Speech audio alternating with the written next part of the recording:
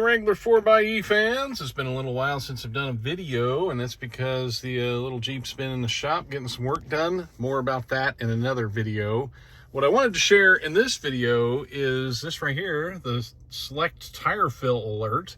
That actually disappeared from my Uconnect a while back. It's been several months, and I didn't really worry about it. It's not a huge deal. I have used it when I've gone off-road, but it wasn't an enormous deal to not have it. But I was really curious as to why it disappeared. The last trip to the dealership that I had, the service guy didn't really take it too serious. He said, just wait, see if it auto updates to see if it comes back. I knew it wasn't going to, but I just played along anyway and thought, what the heck, why not?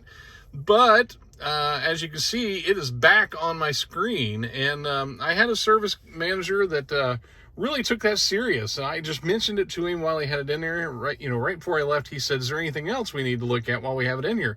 I said, yeah, oddly enough, my tire fill alert went away.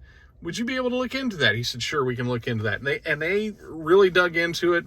They weren't able to just update the Uconnect and do a flash or whatever that is that they do. They actually had to call into tech support and get some help in getting that back. But for anybody else who has lost your tire fill alert and you had it and it's on your sticker and it's one of those things that you had in the beginning, it can be restored.